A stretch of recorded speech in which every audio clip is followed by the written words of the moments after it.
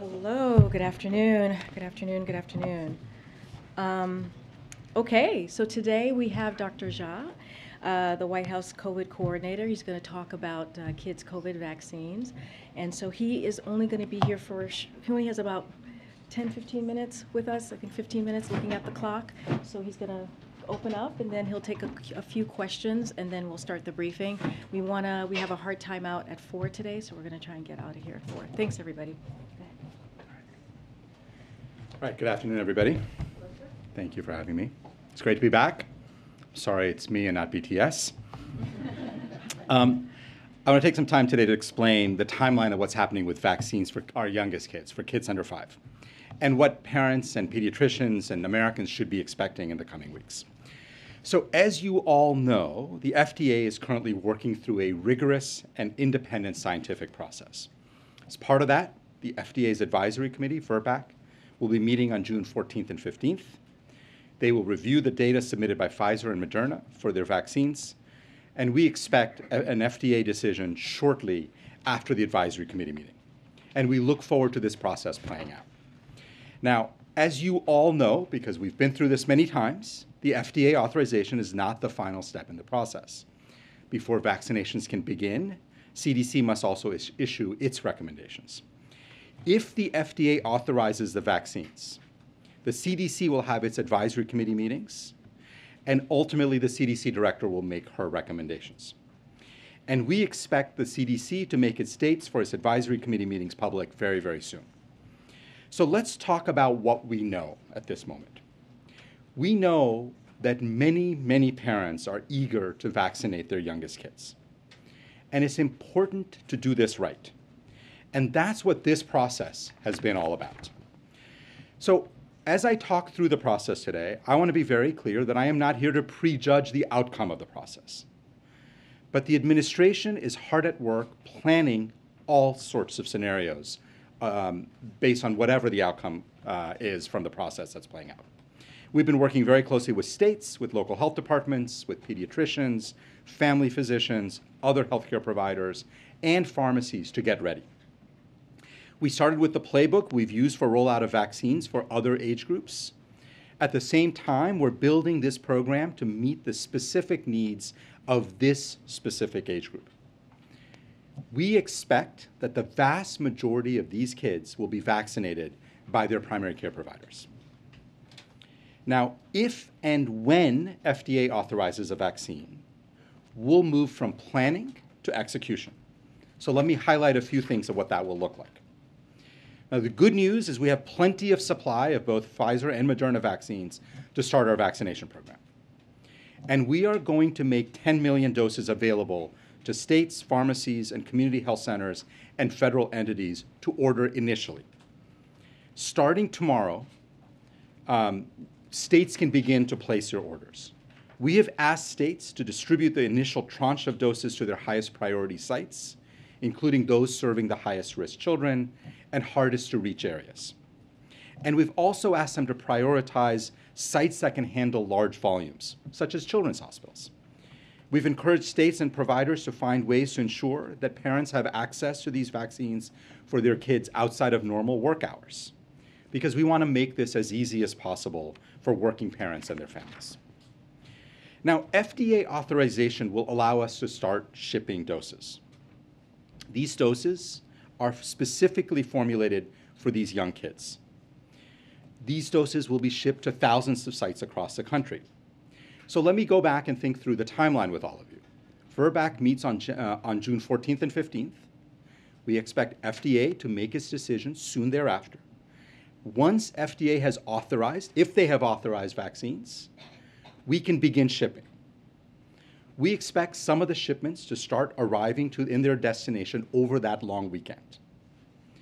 Remember, Monday is an important federal holiday, and many doctors' offices may be closed. And we can't ship vaccines until FDA has authorized these vaccines. And vaccinations can't start until CDC has issued its recommendations.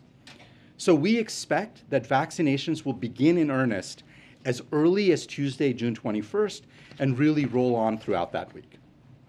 Now, it will take some time to ramp up the program and for vaccines to be more widely available. And as doses arrive in places throughout the country, more sites will have vaccines, more appointments will become available. And our expectation is that within weeks, every parent who wants their child to get vaccinated will be able to get an appointment. We will, of course, do our part. We're going to continue monitoring. We're going to ship doses out as fast as possible. We're going to make sure that supply is always meeting demand. And we're going to do everything we can to make it easy for providers and parents alike to get their kids vaccinated. So let me just close with a few words about the bigger picture, about the moment we're in. It's been a long 2 years. This is the last group of Americans who have not yet been eligible to get vaccinated. But as we think about getting ready to vaccinate our youngest kids, it's worth noting how much progress we've made. 2/3 of all Americans are now fully vaccinated. Close to 1/3 of all Americans are boosted. And highly effective treatments are widely available.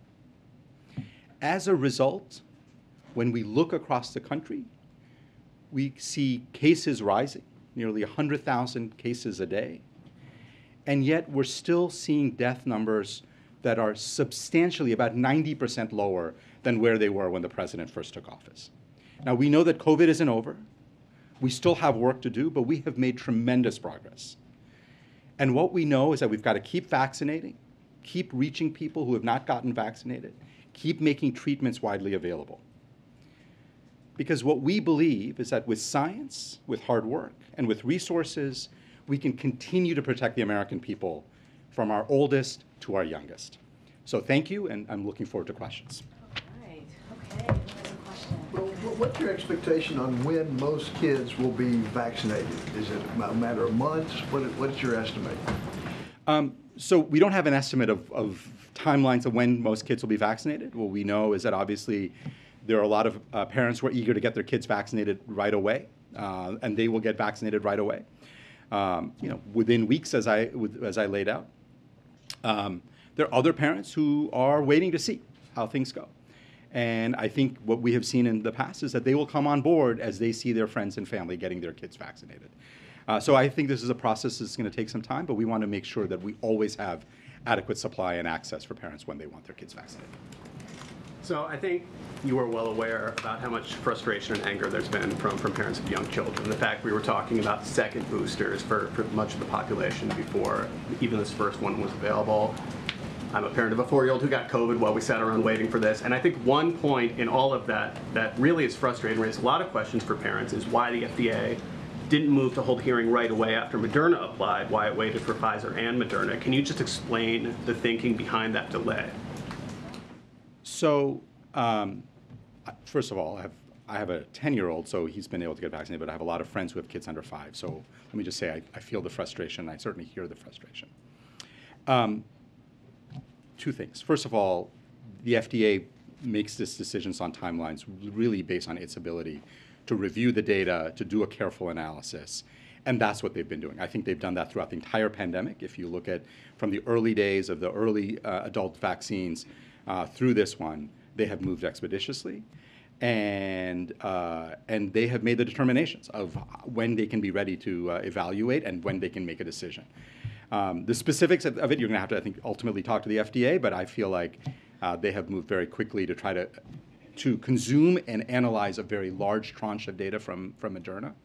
And look, at the end of the day, we all want to move fast, but we want to get it right. And that has got to be priority number one, and that's what I think the FDA has been focused on. On Paxlovid, do you have any information you can share with us on how much Paxlovid has been used so far and how much is left, and whether Congress or whether the U.S. is committed to completing its purchase of the 20 million courses? I don't have the numbers off the top of my head. What I will tell you is we're getting out about 30,000 prescriptions a day right now. And that's at the end of last week. I don't have this week's data yet. So about 30,000 doses a day. We obviously want to continue to expand access to Paxlovid for any high-risk person who gets infected. We want to make sure they have access to it if they're clinically eligible. The president made a commitment to get 20 million doses, and we remain committed to making that happen. Thank you. I wanted to ask about your COVID testing program, specifically the one that was launched to order COVID tests at home. Can you talk about what the demand has looked like lately now that we're seeing up and down with cases and different than what we saw around Christmas? And what you're doing to preserve supply. I know that these tests eventually expire. What you're doing to preserve supply should there be a big demand again. Great question. So we launched that about 2 weeks ago, 3 weeks ago. I can't remember the exact time. The third round of making tests available. We actually saw quite a robust demand for that. I think we've had maybe 17, 18 million households order just in the last couple of weeks. So that on round 3, that's a lot, and it's great, and it means that people are still using these tests. If you've followed me for the last 2 years, you know I'm a huge believer in making widespread testing widely available. I think getting people tests at home is a really important part of that. We feel that when you have cases rising, Americans want tests. We want to make those tests available.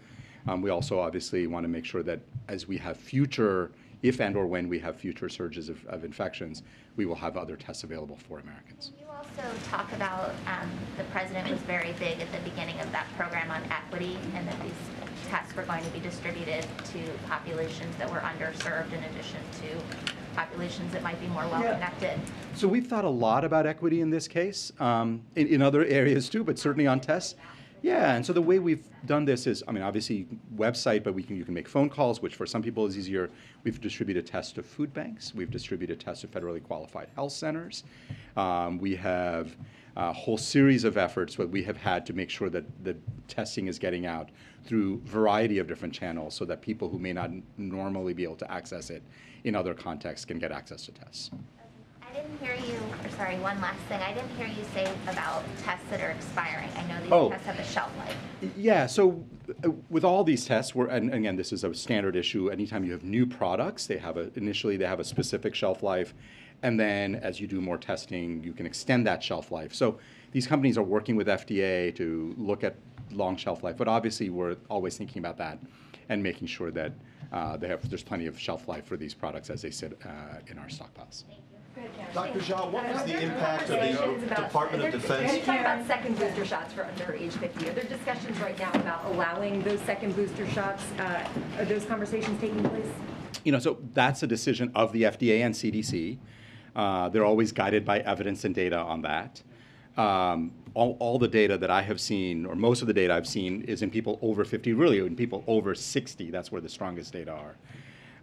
So I think those conversations are always ongoing, but I think the issue of looking at evidence and making a decision, that's really something the FDA is going to have to think Where about. cases are right now, that second booster shot should be authorized for people under age 50? That I really do leave that up to FDA to decide based on kind of looking at the evidence. So I think they should be making that decision. All right, last question, Tyler. Thank you. Do you feel confident that the U.S. has enough supplies for a potential summer surge? And at this point, what are your current predictions about what might happen in the South in the coming weeks and months? Supply of? Vaccines, antiviral treatments, all of the various things that are needed to treat COVID. So because of prior funding, we purchased a decent amount of both vaccines and therapeutics, and so I'm very confident that whatever happens this summer, we will have enough tools, tests, treatments, vaccines to get us through the summer. The challenge is, and again, I'm less in the prediction business, more in the planning business. As we plan the fall and winter and look at a variety of different scenarios, that's where I start getting very, very concerned. If you want to ask what keeps me awake at night, it is that we are going to run out of vaccines. We're not going to be able to have enough of the next generation of vaccines. We're going to run out of treatments, and we're going to run out of diagnostic tests, probably in the late fall into winter if we end up having a significant surge of infections. We don't have the resources to buy those things, and those purchases need to be made now. They cannot be made in the fall. So if you're wondering what is it that really worries me, I think we have the tools for the summer. We will not have the tools for the fall and winter unless Congress steps up and funds us. And based on your modeling that you do in the government and with partners outside of it, what is your sense of what this potential surge might look like, both this summer and then when you warn that supplies might run out in the fall and into the winter? Yeah, so as you know, there are a lot of different models. They all come up with a variety of different answers. And we really look across all of them, and we try to plan across all the ones that we think are reasonable. There certainly are models out there that suggest that we could have a sizable wave of infections in the fall and winter, especially if we don't have a vaccination campaign in the fall and winter, if we run out of treatments, if we don't have enough diagnostic tests. We could be looking at a more complicated situation. So those are models that we look at, we plan for them. Again, as I said, I generally try not to worry too much about predicting what's going to happen and really focusing on planning for a variety of scenarios.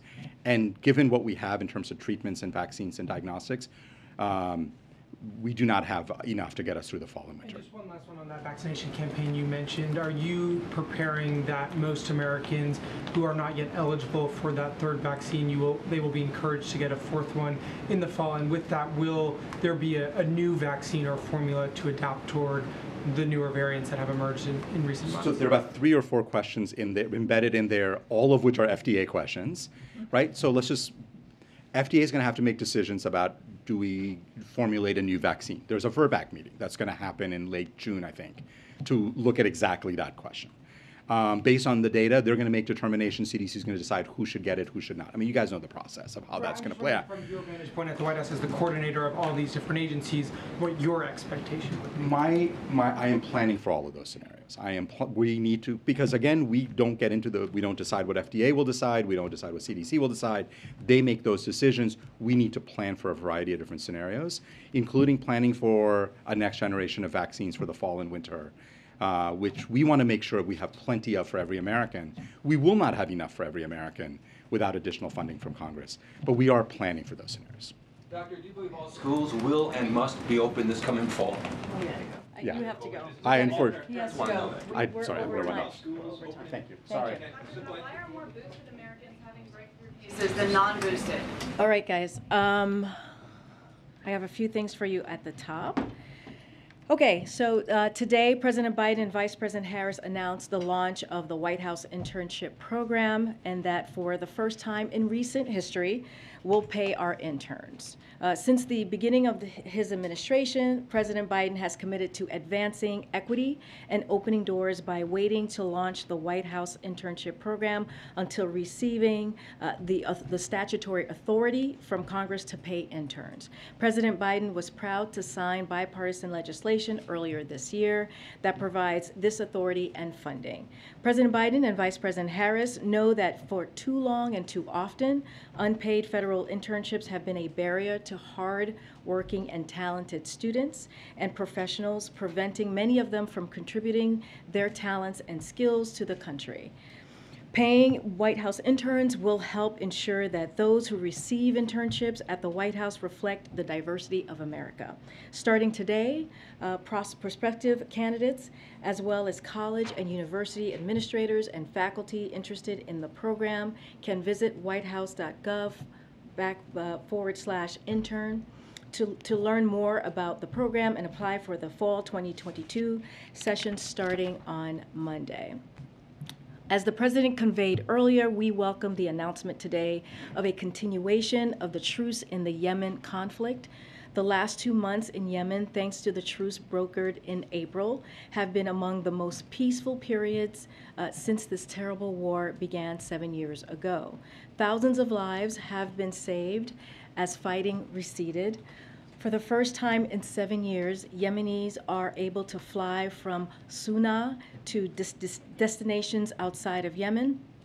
We have also seen additional fuel ships moving through the port of Hudada, helping ease Yemen's fuel crisis. The parties to the conflict have now extended this truce for another 2 months, and it's important that we work from here to make it permanent. This truce would not happen it would not be possible without the cooperation, the cooperative diplomacy from across the region. We specifically recognize the leadership of King Salman and the Crown Prince of Saudi Arabia in helping to consolidate the truce. The Omni Sultan also played a central role in hosting and facilitating dialogue. Egypt and Jordan opened their airports to flights from Yemen over the past month, thereby enabling a key component of the truce process. The United States will remain engage in this process over the coming weeks and months. Ending the war in Yemen has been a priority of this administration, and we urge all parties to move expeditiously towards a comprehensive and inclusive peace process. Our diplomacy will not rest until a permanent settlement is in place, and we will continue to support regional diplomacy to de-escalate tensions and deter threats to our friends and partners in the Middle East region. As the President continues to prioritize reducing costs for families, making historic investments in our infrastructure is a critical component to strengthening our supply chains, moving people and goods more effectively, and ultimately lowering costs on everyday items. This is part of transitioning to stable and steady economic growth for the years ahead.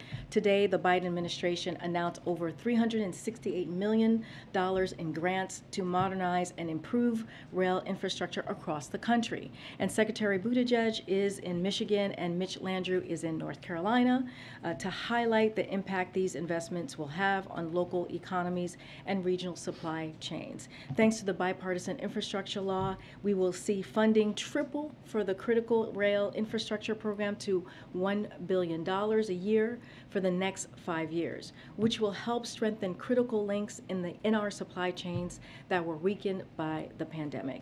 This investment will allow trains to get goods to market faster and cheaper and make it easier for Americans to travel where they need to go. Two final important announcements that I wanted to make here. As you know, our dear Amanda Finney is leaving us.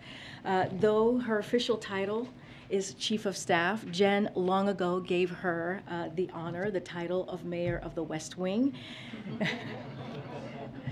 If you know her, and I know many of you do and adore her as we do, you know that Amanda shines thanks to her charisma, her humor, and ability to simply get things done. Whether it's leading our team of wranglers or hiring the best of the best to join our team, I don't know where we would be without Mayor Finney.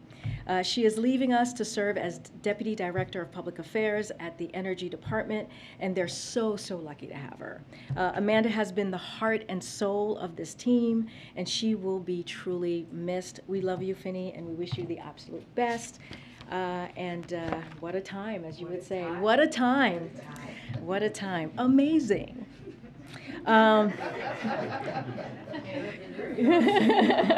We get that a lot. Amanda-isms. Okay, one last announcement I want to make. Brittany came into our team very recently, actually 6 months. Feels recently, but it's been 6 months. We will be bidding her farewell, our dear Brittany Kaplan, who is returning back to the Department of Commerce after completing her rotation as Assistant Press Secretary here in our office. Brittany's kindness, professionalism, and know-how have been apparent from day one. She's one of the nicest people that I know, and she has become an integral part of this team since then, stepping into the West Wing press office and taking on tough topics like the 5G, you guys remember that, and corporate mergers is no small challenge, as she knows, but Brittany has done so much, earning praise and respect from across the White House.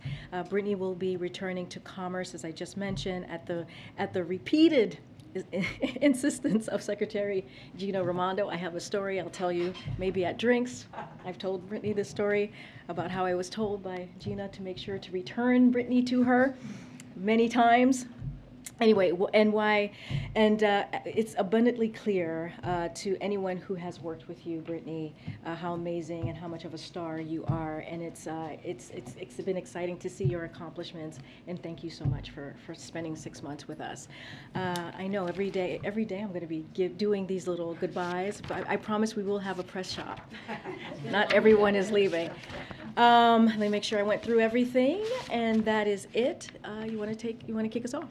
Perfect. I have two questions. On the speech tonight, I'm wondering why there's reason to believe that things will be different in Congress, given that we haven't seen action repeatedly So let me just say, as you guys know, the president is going to give a speech this evening at 7:30. He's going to renew his call for action to stop the epidemic of gun violence that we've seen in Uvalde and in Tulsa and in Buffalo in just a few short weeks. And in too many communities across the country, we see gun violence tearing up our communities, tearing up families. And so reducing gun violence has been a top priority of this president since his first day of office and throughout his career as a senator, as a vice president, and clearly as a president. He has been crystal clear that Congress needs to act. The president has done more through executive action, as you've heard us say, than any other president in their first year in history, and the president has directed his staff to continue to explore additional actions we can take, but we can't do this alone, and it's time for Congress to act. Your second question? Okay, on vaccines for those under 5, can you tell us, is the president satisfied with the pace of the FDA review process? We've already had questions about the frustration among parents. Yeah, I mean, Dr. Jha talked about this and the frustration of parents, and we know parents are incredibly eager to get this done.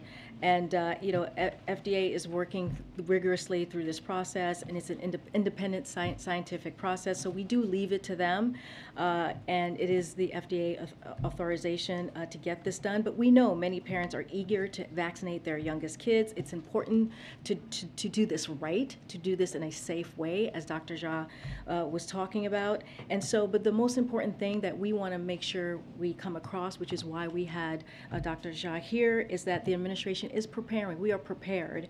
We're working with states, local health departments, pediatricians, family doctors, other health providers, and pharmacies to get ready, as we did with kids that between 5 and 11. So we want to make sure that we get this done swiftly, but also safely, and follow CDC recommendation.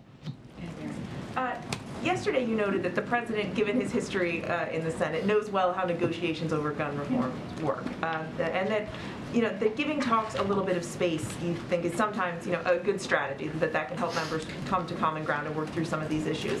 But that hasn't worked in the past, not on this issue, right, given what we've seen in the past. So why pursue that same strategy now if it hasn't worked? Why not have the president play a more direct role in these negotiations now? So, I mean, look, the president has been very involved and very direct, and he has done it multiple times throughout this past year and a half, year and 6 months now. And he's done it at his first joint address. He made sure that he talked about gun violence and made that a priority in that speech. He did it in the Rose Garden when he announced some executive actions on a comprehensive plan from the federal government, from the White House, on how to deal with gun violence and do what we can. He did that in the State of the Union and made sure that gun violence was a priority. So he's been involved, he's been engaged, as you just stated. He's been doing this all for a good part of his career. And I stated this yesterday, but our legislative team has been in close contact with the Hill since the tragedies in Uvalde and Buffalo, including through dozens of phone calls with leadership committees, with jurisdiction, and with the members who are involved directly in negotiations. Look, he's encouraged. He's encouraged by what we're seeing on the Hill. This is the first time in a very long time that we have seen this type of bipartisanship, and he's done this before, as I mentioned. He has beat the gun lobby before, and so tonight you'll hear from him. It'll be basically making sure that his voice is out there and calling to action, and making sure that the American people know that he is still continuing to speak on their behalf, and making sure that we get some action taken. The legislative team is making the calls, is obviously playing a central role in these negotiations, but why isn't the president picking up the phone and making those calls? Like I said, he wants to give it some space. And he's had conversations in the past with groups. He's had conversations with congressional member in this past year and a half, on being very clear on Congress acting. He's going to take this opportunity today at 7:30 this evening, as I just said, so that the American public could hear him directly. But we have to remember, the things that we are calling for, when you think about, when you think about background checks, expanding that, when you think about, banning assault weapons, these are items that are incredibly popular with the very constituencies that these congressional members represent. When you look at even NRA members, when you look at Republican voters out there, Americans out there, these are issues and items that we're talking about that should be easy. It should not be difficult to do. We're trying to save our kids. We're trying to save families. We're trying to make it safe for people to go to grocery stores, so our kids could go to elementary schools or to school. And so this is what the president is calling for. And just one more on this. You've said you're looking into possible additional executive actions that the president might take. Do you have a sense of how long that process may take, when we might learn what options are on the table? So the president said this, not just myself, but he said this, that we can take, we're going to take executive action where we can, and we're continue to explore new steps. We can build on what we've already done. I just want to make sure people also know what we've done, which is stemming the flow of ghost guns, which are the weapon of choice of many terrorists and criminals, and which are increasingly being found at crime scenes, cracking down on gun trafficking, including through a zero-tolerance policy for gun dealers willfully selling firearms illegally, as well as DOJ's gun trafficking strike forces around the country, and giving cities and states historic funding to keep cops on the beat and fund gun violence prevention programs. We announced $10 billion so far, with more money on the way. Look, we have a team of 13 policy staff working on gun violence at the White House, in addition at numerous staff across agencies, and we're constantly looking for what else we can do. But again, tonight's speech is going to focus on what Congress needs to do and Congress action, because the president cannot do this alone. Is he going to outline specific actions that he'd like to see, Karine, like you mentioned, the background checks? What's he going to say in terms of specifics? I don't want to get ahead of the president, but he is going to make sure that he continues his call to action when it comes to Congress, and I don't want to get ahead of the president. But he'll be very clear, and you'll hear from him directly. What role did the U.S. play in persuading OPEC Plus to increase capacity? That is a decision that OPEC Plus makes on their own. That is not something that we decide on or that we are involved in. As you know, you've heard us say this before. But we do welcome the announcement today, we welcome the important decision that OPEC Plus made to increase supply by more than 200,000 barrels per day in July and August, based on new market conditions. That's the analysis that they make, right? That's for them, again, to decide. This announcement brings forward the monthly production increase that was previously planned to take place in September. The United States will continue to use all tools at our disposal to address energy prices measures. Does this development, coupled with the extension of the Yemen ceasefire, increase the chances that the president will visit Saudi Arabia? I don't have anything for you. We don't have anything for you on any trip or plan for the president or any trip to announce today, but I can assure you that what the president is focused on first and foremost is how his engagements with foreign leaders advance American interest. That's as true with Saudi Arabia as anywhere else, just as he has engaged recently with leaders of ASEAN in Asia, and this week with the Summit of the Americas as it's coming up next week in Los Angeles. The president will look for opportunities to engage with leaders from Middle East region, and I just have nothing to announce for you today. Go ahead. Thanks, Karine. I have a question on formula, but just to follow up, so can you say whether or not the president will call for anything new tonight when it comes to guns and what he wants to see Congress do? I mean, his focus is going to be on making sure and asking Congress to take action, because he cannot do this alone. I do not want to get ahead of the president's speech. Everyone will hear from him at 7:30. But he won't talk about any specific action that he wants to see Congress take. I'm not going. Well, we've talked about that. We've talked about the actions that he wants to see taken. I just spoke about them, which is expanding background checks. He's talked about that. We talked about red flags laws as well. We have talked about banning assault weapons. These are items that the president has been very clear on, has talked about, and also when you think about this, the banning assault weapons has led on, especially when he was a senator. So that is not new. We have made that very clear in all of the remarks and speeches that he has done on gun violence in the past year and a half. This time around, I meant specifically, but on the executive actions, you said you were exploring what he can still do, what still is left. Have you identified anything specific that I don't have anything to announce, but the president has said himself, we're going to explore where we can to see what else we can do on executive actions. I don't have anything imminent to announce. And on formula, did the president have any conversations with any cabinet secretaries or the FDA commissioner once he was confirmed in February about the formula shortage before April? I don't have any meetings to read out specifically on that for you. Look, as you all know, the president spoke to this yesterday, as more abnormalities were seen in supply and sales started to decrease in April, and because people have asked about this, senior White House staff made the president aware of the problem, and this was in April. I don't have any calls to read out for you. Which senior White House staff made the president aware? So as you know, the president deals with issues on a regular basis, and that boils up to him. And it's just there's no specific person that I can call out to you, but it's the regular way that we move forward through the regular channels. I don't have a specific person, but that's kind of how it goes on any issue, not just this one. It goes through regular channels, and senior White House staff usually brief him on different issues. Okay.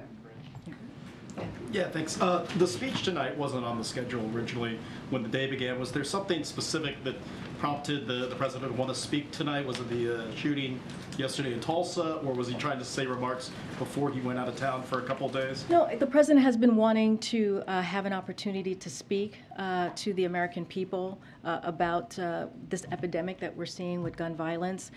He wanted to make sure that, again, there was space for negotiations, giving space in Congress to the folks who are leading that conversation, and he just felt tonight was the right time to do that.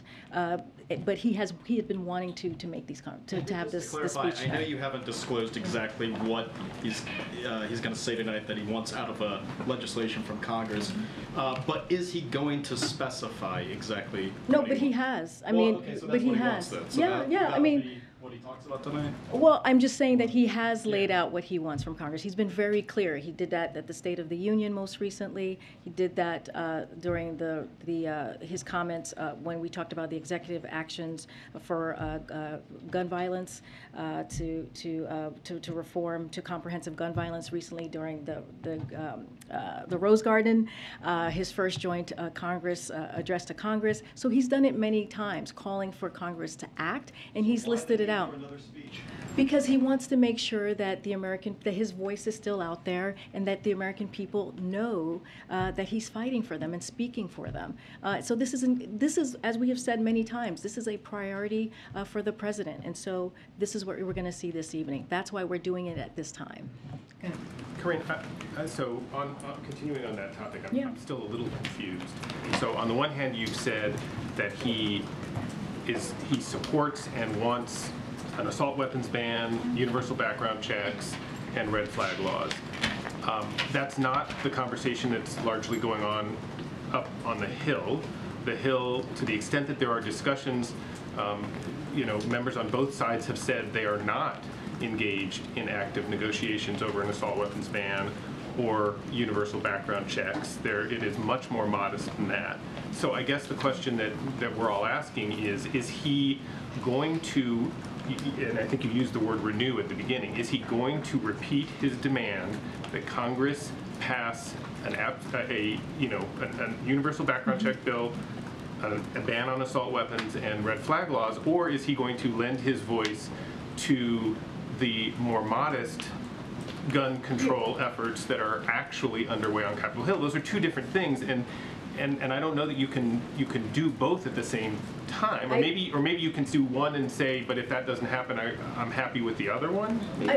I guess we think we can do both at the same time, right? The president has been very clear in laying out his key priorities. He has done that for a year and a half. Expand background checks to keep guns out of the hands of criminals. Renew our ban on assault weapons and high-capacity magazine. Pass a red flag law, which, by the way, is being talked about, right, in Congress.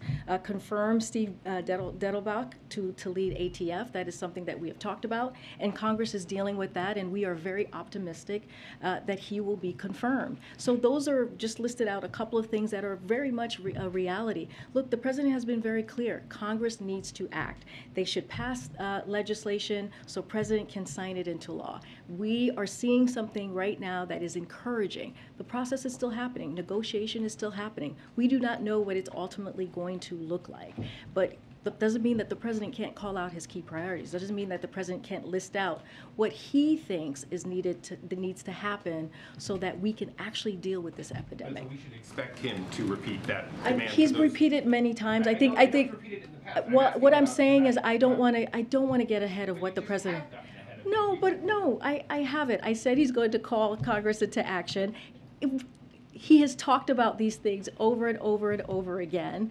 The president is going to speak for himself. That is all. We've said this before. When you guys have asked us, can you please give us a preview on the speech? Many times we say, we want the president to speak for himself. That is not new. That is not new here. That is exactly what I'm saying. But you know his key priorities. He's been talking about them. I do have a question more here on strategy. You said the past couple of days that the president wanted to give space for Congress to work through the negotiations on their own, and that he would only get involved when he felt it would be helpful. Tonight he's giving a speech in prime time. Yeah. Does he think it's now time for him to be helpful in these negotiations, or is there a risk that his insertion into this moment could be potentially counterproductive and hurt the ongoing negotiations that don't seem to be finalized? Look, it's a good question.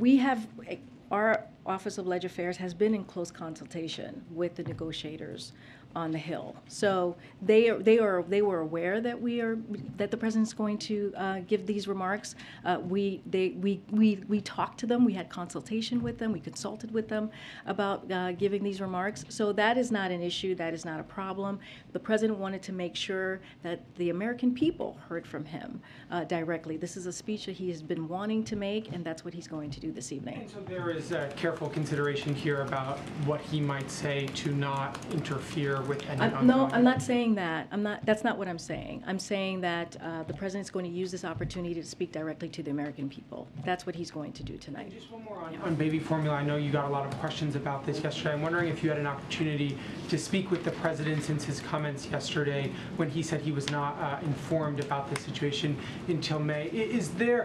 Has he expressed any disappointment in his staff for not bringing this issue to him earlier? Are there any concerns about the information flow in the White House that, given the manufacturers told him very directly they knew this would be a problem in February and he didn't know about it until months later? Has he expressed concern about that gap and how that squares with the whole of government approach you outlined yesterday? So just so that we take a little bit of a step back, Abbott is a major manufacturer and has been clear to the American people that they had shortcomings. They made that clear very, very recently. The FDA administrator has spoken to this as well. He said the FDA moved too slow and has asked Steve Solomon to lead a review into what happened. The White House took urgent actions as it became clear a shortage emerged and existing actions were not sufficing. It's hard to understand the scales of actions. DPA at a historical pace, Operation Fly formula expediting timelines for millions of bottles from 3 to 4 weeks to 72 hours. These are incredibly important of what we were able to do. And 80 million safe bottles being imported and counting. We understand that there's more work to be done. We understand what families are feeling, but we have to remember how this started. We have to also remember what the FDA administrator said as well. He has spoken to this, and so this is something that we're going to continue to work on. Right, but that doesn't answer the question about when the president was informed and whether or not he is satisfied with the staff not telling him about what has become a major Well, problem? he spoke to when he was informed. He spoke to that yesterday, which was in April. You're asking me about the process and is he disappointed? Look, again, I'm telling you, the administrator of FDA spoke to this. They moved too slowly. He said that Steve Solomon is going to lead an after-action review on what happened. And when the shortages emerged and actions by the FDA and USDA did not suffice to prevent any consumer impact, the White House led urgent emergency administrative-wide action with FDA, fly formula, as I just mentioned. But that's the FDA administrator, that's not the president. Those are two different No, but I'm individuals. telling you the process. I'm telling you what happened. I'm telling you that the FDA moved too slowly. I'm telling you that this happened on the side of Abbott. What FDA tried to do at first was they called out Abbott for safety concerns, right? The most important thing here is that we have to make sure that babies have safe formula. We have to make sure that American families feel comfortable. So FDA did their part here, but he also admitted that they moved too slowly. And once we saw that the supplies were not meeting the demand, we acted. We took urgent action. So that is the way that it happened. That is the way the timeline was laid out, and so that is. You may not like my answer, but that is the way that we see it in answering your question there. Go ahead. Is the president expecting his audience tonight should include those negotiators who are working on, members of Congress who are working on this? Is he directly trying to speak to them, or are you saying his audience is the broader public? I think, look, I think the speech that he's making, yes, it's to the American public.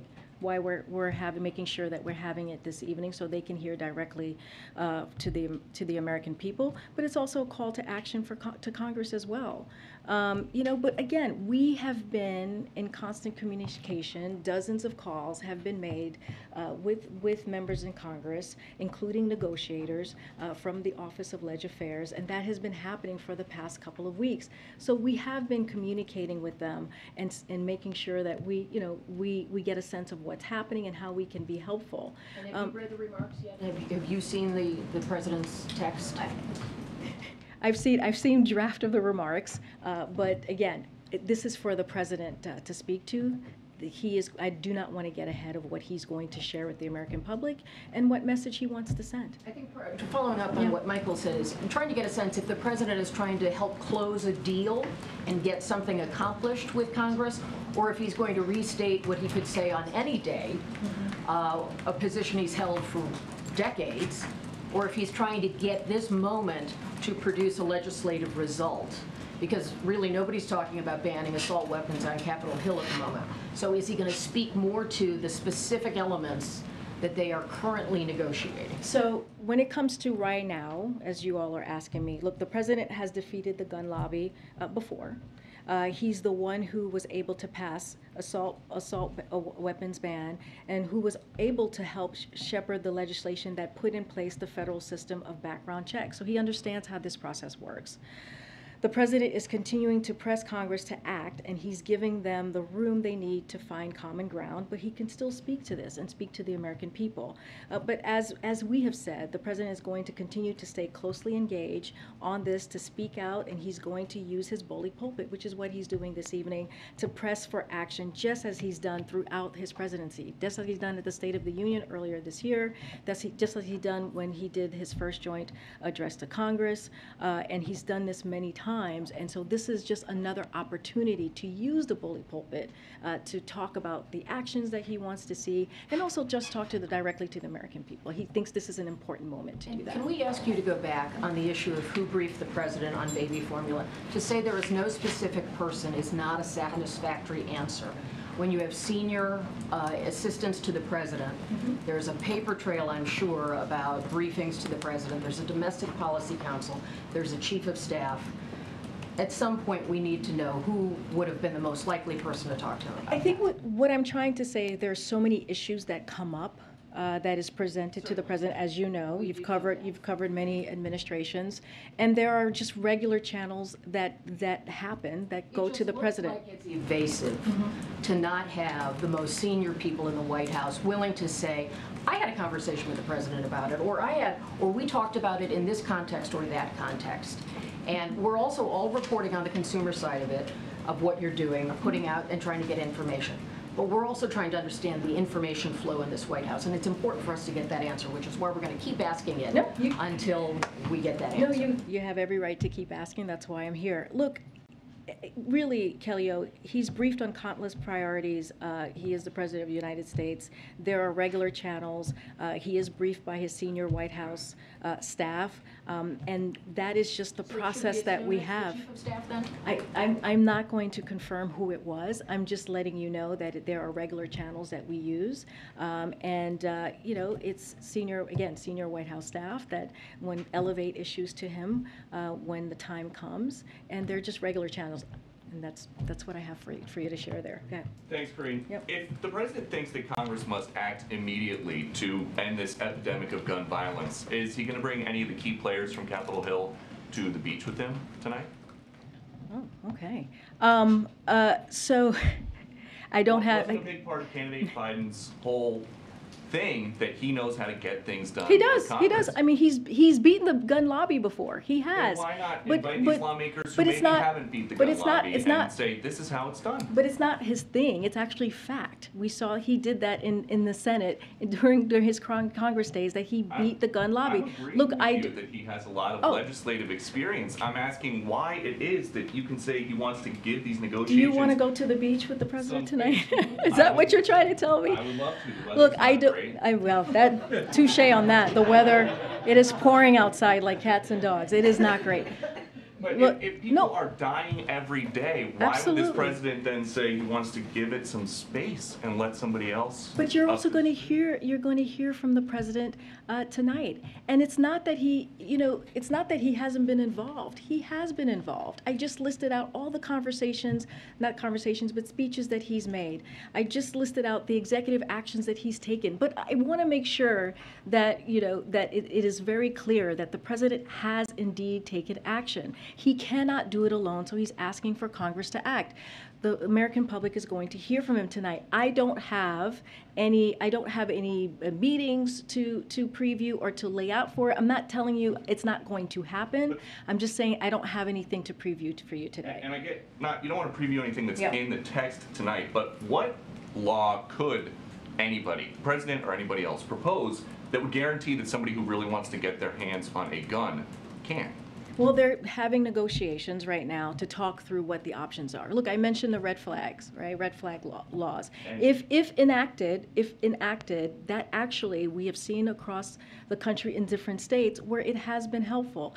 But look, we are going to give them some space to see what they come up with. The president, the most important thing here is the president wants Congress to take action and to act. But, okay, you got Chicago, for example. They already have plenty of very strict gun laws, some of the strictest in the country.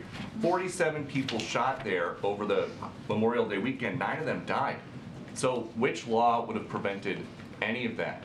All right, well... Do we think that all these people in Chicago who are shooting each other are legally buying their guns? So here's a couple of examples for you. I was just talking about the red flags law. There are some examples here of how they've prevented tragedies. In California, a study showed that California red flag law has assisted in the prevention of 21 mass shootings between 2016 and 2018. Florida, since passing a red flag law in 2018, there have been notable cases of the law intervening in multiple cases of potential violence.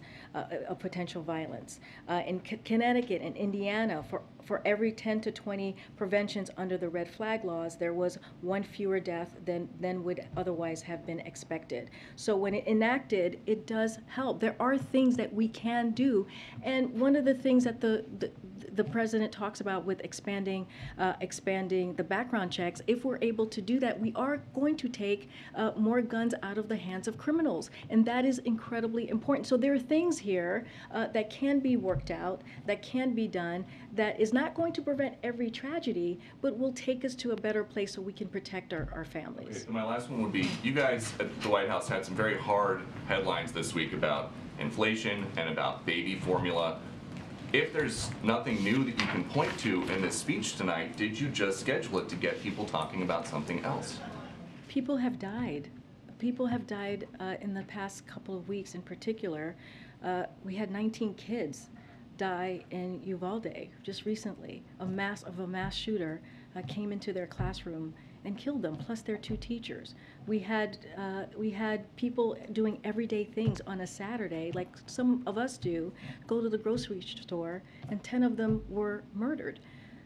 Just last night in Tulsa, we're learning of people who were, again, killed. So this is not about politics. This is not about partisan politics here. This is something that he has worked on since he was a senator. This is very important and real for the president and for the grieving families that he has met with, sadly, in the last 2 weeks. So this is an opportunity, again, to call for action, to get Congress to move. And, you know, it is disheartening to hear that this could potentially, or if I'm hearing this right, could be used as a political tool, and that's not what this is. This is not about person. This is about people's lives. Karine, what's the president's message to people living in violent neighborhoods who Just can't escape and Go can't ahead, wait go ahead, for Ed. laws Go ahead, to... To follow up on what Kelly was asking about regarding the baby formula shortage, you were asked earlier by a few people, I want to just ask this again with all due respect. Yeah. Were you able to speak with the president about when he was informed in April? He talked about it himself. He said he was informed in April. So I don't think I need to, the president mentioned that, he said that, so I don't need to clear that up. You heard directly from the president on that. I asked it at least as you talked yesterday about February 17th and February 18th. And what we were trying to figure out is when exactly in April was he told? Was it April 1? Was it April 30th? Was it April 15th? Somewhere else in there? I don't have a date to share with you. What I can tell you is he spoke to this yesterday, and he said it was in April. So that matters. Take it down a level from him into the staff of the White House. And part of the reason there's so much curiosity about this across town is because, as you know, there have been stories written over the last several days and weeks about how things are going here in the West Wing, how things are operating. And so when we ask who was told, either by the FDA or the Department of Health and Human Services or the USDA here in the West Wing, who was told first? How did that get from that person eventually to the president? As completely understandable. There are thousands of things going on across the federal government today. There are thousands of things. We were just talking about gun violence. Something else could prop up suddenly as an unforeseen crisis, like this one.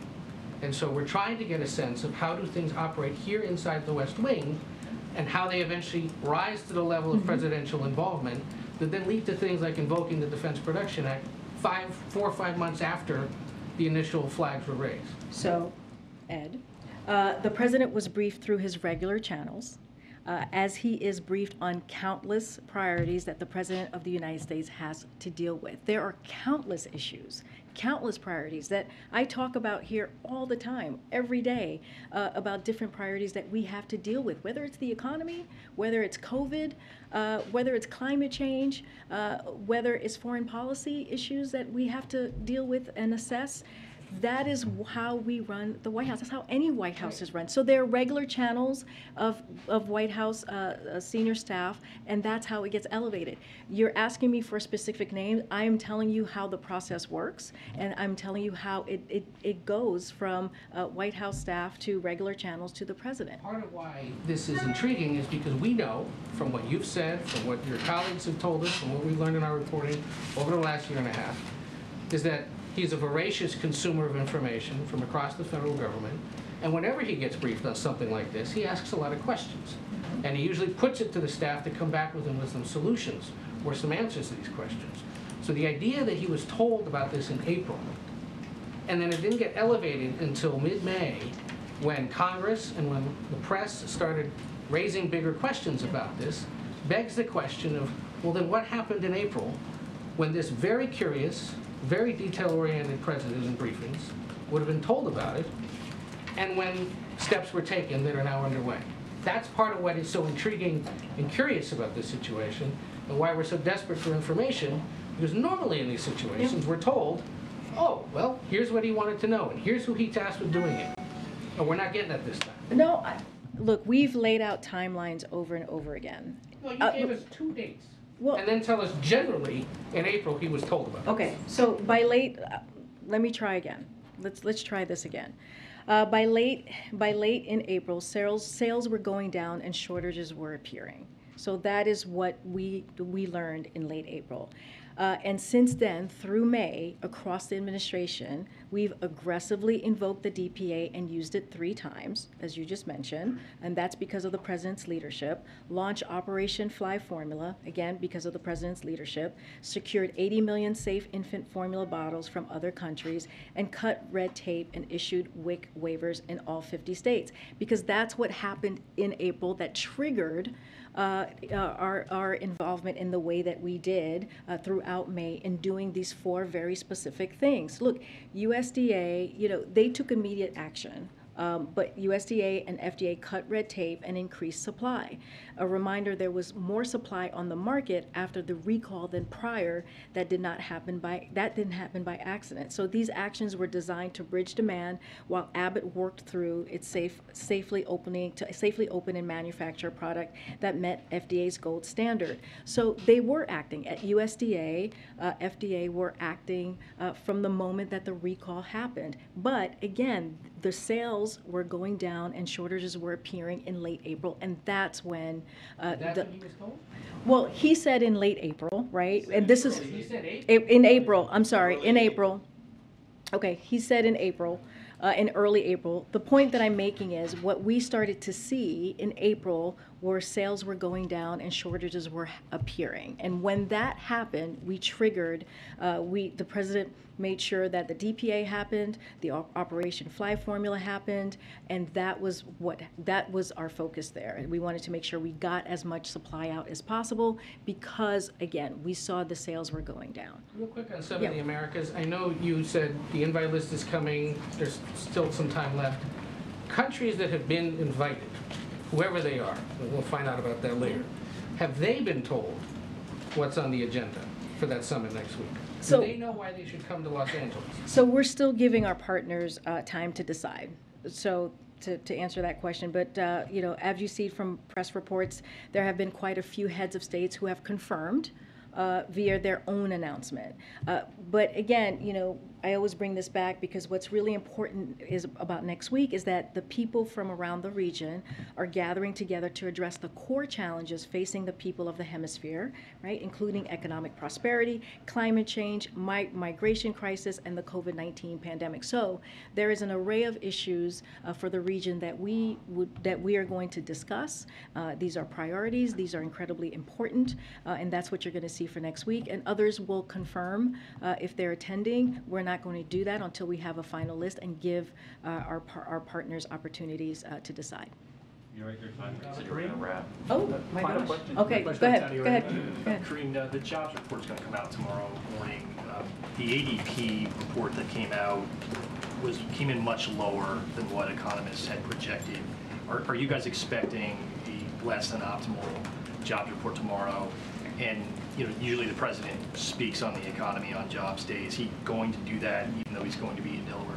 So I don't have anything. We don't have anything to preview for you for tomorrow.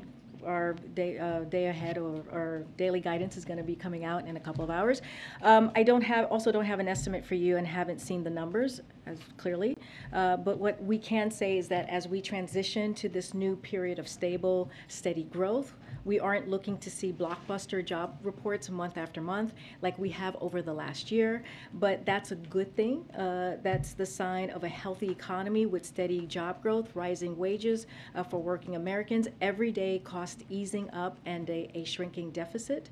That stability will put us in a strong position to tackle inflation. And in the short time since since President Biden came into office, we have had record job numbers, record job creation, I should say. The unemployment rate is near historic lows, and the number of Americans on unemployment benefits is down from record highs to this historic lows. And that's something that's really important that we want to make sure that the American people know what we've been doing. Okay, but we're gonna go. We're gonna go. It's 4 o'clock. Thanks, guys. Like Obama?